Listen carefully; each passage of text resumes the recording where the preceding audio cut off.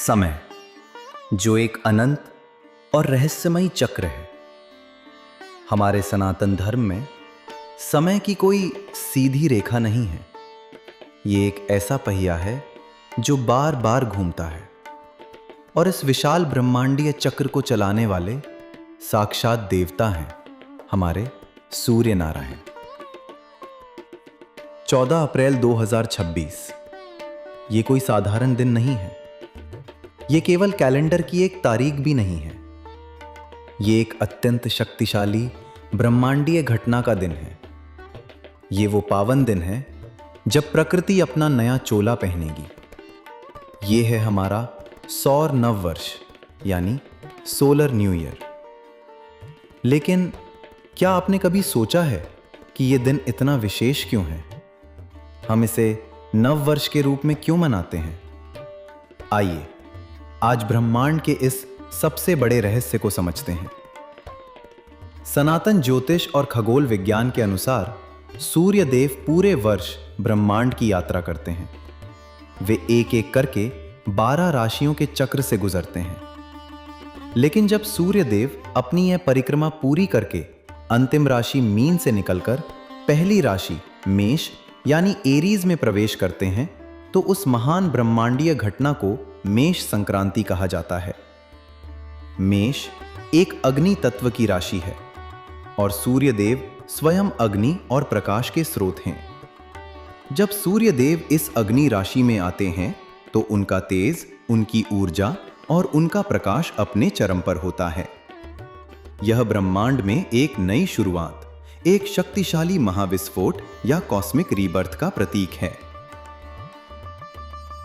कल्पना कीजिए उस अलौकिक दृश्य की जब सूर्य देव अपने उस स्वर्ण रथ पर सवार होते हैं।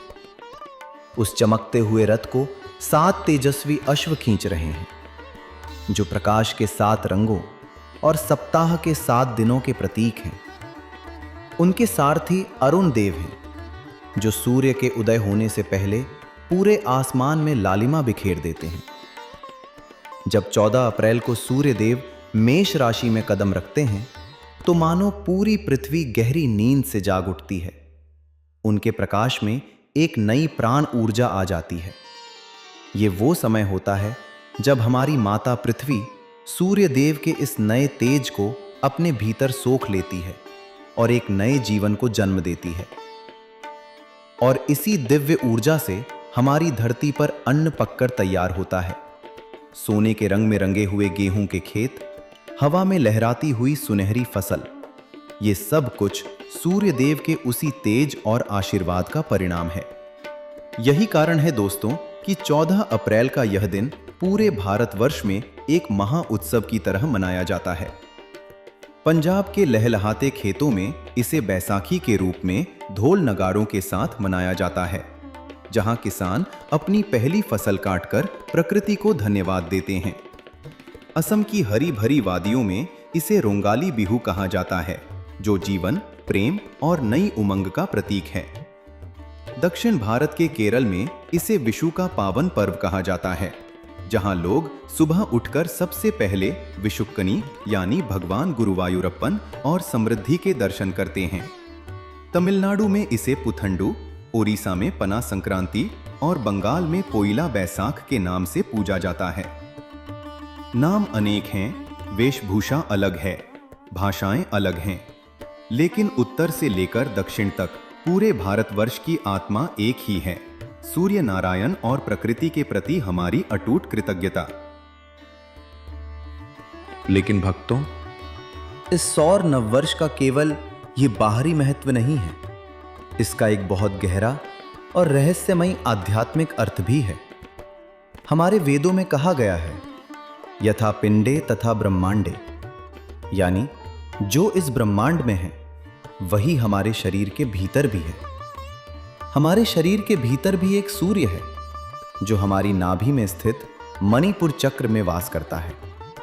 जब ब्रह्मांड में सूर्य देव मेष राशि में प्रवेश करते हैं और अपनी दिशा बदलते हैं, तो हमारे भीतर की सोई हुई ऊर्जा भी जागृत होने लगती है। हमारे ऋषि मुनि कहते हैं कि यह पावन दिन अपने भीतर के अंधकार, निराशा, डर और आलस्य को जलाकर भस्म कर देने का दिन है।